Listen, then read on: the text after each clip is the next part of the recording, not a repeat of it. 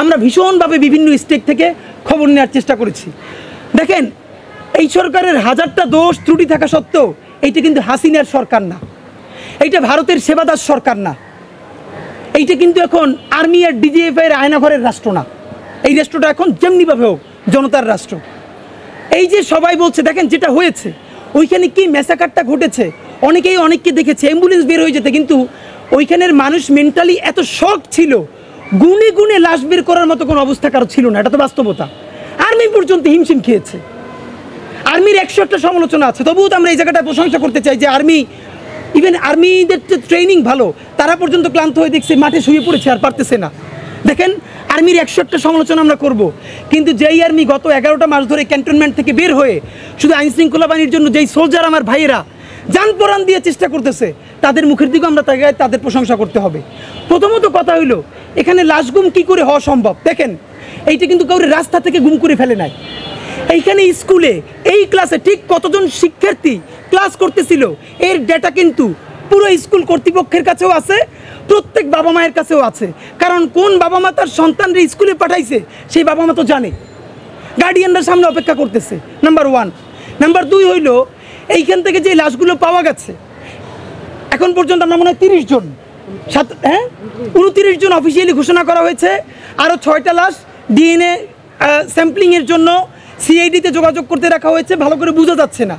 কিন্তু এই মৃত্যু আমরা জানি অনেকে বলবে, আমাদের বার্ন ইউনিটের যে ভাই বোনেরা আছে এরা অনেকেই সার্ভাইভ করতে পারবেন, আমরা তাদের জন্য দোয়া করি, ভয়াবহ অবস্থা তাদের। কিন্তু ব্যাপার হলো, এই যে লাশ গুম করা হচ্ছে এই কথাটা যারা বলছেন, একটা পরিবারও কি এসে বলেছে যে আমার সন্তান স্কুলে গেছিল তার লাশটা পাই না? বা এটা তো কোনো পরিবার এসে বলতে হবে। এখন কি এই মিডিয়া, ধরেন আপনারা যারা মিডিয়া, বাংলাদেশে এমন কোনো মিডিয়া আছে যে কোনো পরিবার এসে বলবে আমার সন্তানরে পাই না, সেইটা মিডিয়া প্রকাশ করবে না? মিডিয়ার এত খারাপ অবস্থা তো এখন হয় নাই। মিডিয়া বাদ দেন, সামাজিক যোগাযোগ মাধ্যম, কোনো বাবা কোনো মা ফেসবুক লাইভে এসে বলেছে আমার সন্তানটার এখন পর্যন্ত পাই নাই? ধরেন স্কুল শিক্ষা প্রতিষ্ঠানও বললাম এটা গুম করতে চায়, আইনশৃঙ্খলা বাহিনী গুম করতে চায়, যার সন্তান সে তো গুম করতে চাইবে না ভাই। তাহলে সে হয়তো মিডিয়ায় বলবে, অথবা সে ফেসবুকে এসে বলবে, কোথাও না কোথাও তো বলবে। তো ফেসবুকেও বলতেছে না, কেউ ক্লেমও করতেছে না। তো এই জনদরদি কারা কোত্থেকে আসলো যে লাশ গুম করে ফেলা হচ্ছে? নাম্বার 2, এই লাশগুলো তো কোথাও না কোথাও, মানে যার সন্তানই ভাই সে পোড়া হোক, সে তো জানাজা দিছে বা দিবে, তো সে জানাজাই যদি দেয় তাহলে লাশ গুম করা হয়েছে কেমনে? তো এখন আমাদের বলতে হবে, আমরা আপনাদের মাধ্যমে বলতে চাই, এমন কোনো বাবা মা আপনারা যদি থাকেন, আপনার সন্তানের লাশ বুঝে পান নাই, আমাদের কি রিচ করেন, অথবা আপনারা মিডিয়ার সামনে আসেন। কিন্তু এইসব কথাবার্তা না বলে এই যে যা ইচ্ছে তাই লাশ গুম, এগুলো তো হলো এই রাষ্ট্রের বিরুদ্ধে আর একটা ষড়যন্ত্র। এটা আমরা তীব্র প্রতিবাদ জানাচ্ছি। এইটা কোনোভাবে এই বাংলাদেশে এখন আর লাশ গুম করা সম্ভব না। এর কারণ এইটা কোনো আন্দোলনে গুলি করা হয় নাই, ক্লাস করতেছিল, ডকুমেন্ট স্কুলেও আছে, বাবা মায়ের কাছেও আছে। সন্তানের লাশ বুঝতে না পাইলে তারা আমাদেরকে জানাবে, অথবা সামাজিক যোগাযোগ মাধ্যমে বলবে, হিসেব সোজা। আপনাদেরকে আর একটা কথা বলি, সেনাবিরোধী আর একটা চক্রান্ত শুরু হয়েছে। সেনাবাহিনী 101টা সমস্যা করলে আমরা ইনকিলাব মঞ্চ থেকে সেনাবাহিনীর সম্বন্ধে যত কথা বলছি, বাংলাদেশের কোনো রাজনৈতিক দলও সাহস নিয়ে এত কথা বলে নাই।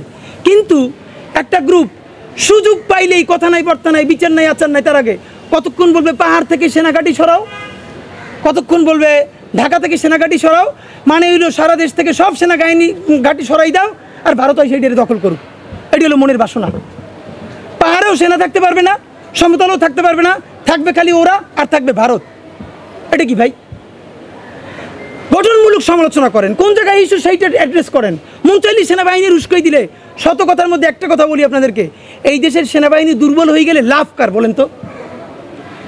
এই দেশ সেনাবাহিনী যদি দুর্বল হয়, লাভ কার আর লস কার? লস হইল বাংলাদেশের, লাভ হইল প্রতিবেশী দেশের। সুতরাং এই টনে যারা কথা বলে, এদেরকে বাংলাদেশের মানুষ যাতে চিনতে ভুল না করে, তাদের প্রতি বিনীত অনুরোধ জানাই রাখি। আপনাদেরকে বলি আরও একটা ভুল তারা কী করেছে। এই যে ইন্টারমিডিয়েটের পরীক্ষা চলতেছে, এইচএসসির পরীক্ষা, দেখেন এখানে যারা নিহত হয়েছে, আহত হয়েছে, এদের অনেক ভাই বোন তারাও তো নিশ্চয়ই এখন আছে। তো যার ভাই, যার বোন, খুব কাছের রিলেটিভ এইভাবে মরে গেছে, সে কিভাবে পরের দিন এইচএসসি পরীক্ষায় বসবে? একদিকে সে শোক দিবস ঘোষণা করেছে, অন্যদিকে সে পরীক্ষা চালায়। এই যে আমলাতন্ত্র, এই যে বুইরাদেরকে দেখতে পারি না, কারণ জন্ম নিছে বহু আগে, আমলাতন্ত্র দিয়ে রিটায়ারমেন্টে গেছে, এরপরে আবার এসে যোগ দিছে, বুদ্ধি তো আগের কালের। আর ভাই এখন ডিসিশন নিতে হয় 5 মিনিটে, এখন অফিসিয়ালি সেট আপ কইয়া তারপরে চা খাবেন, বিস্কিট খাবেন, মিটিং করবেন, এই দিন নাই। এখন হোয়াটসঅ্যাপে গ্রুপ কলে মানুষ 1 মিনিটে সিদ্ধান্ত নেয়, গুরুত্বপূর্ণ ডিসিশন নেয়। আপনি শোক দিবস ঘোষণা করেছেন, আপনি সাথে সাথে কি করবেন? সারা বাংলাদেশে পরের দিন শিক্ষা প্রতিষ্ঠানকে আপনি দোয়ার আয়োজন করতেন যে সকল শিক্ষা প্রতিষ্ঠানে দোয়া হবে, ক্লাস হবে না, শেষ। ঢাকা বোর্ডে আপনি পরের দিন পরীক্ষা স্থগিত করে দিতেন। সারা বাংলাদেশে দরকার নাই, শুধু ঢাকা বোর্ডে, যে ঢাকা বোর্ডে সবাই দোয়া করবে, পরীক্ষা স্থগিত না। একদিকে আপনি শোক দিবস ঘোষণা করলেন, এই দগদগে আমরা তো জানি না এখানে কার কার আত্মীয় এইচএসসি পরীক্ষার্থী। এইটা আমরা সবাই মিলে রাত্রিরে কথা বলতে বলতে রাত্রির 3টের সময় সিদ্ধান্ত আসলো, পরীক্ষা 10টায়, সকাল 8:30টায় ওয়েবসাইটে নির্দেশনা আসলো। এটা কি ভাই?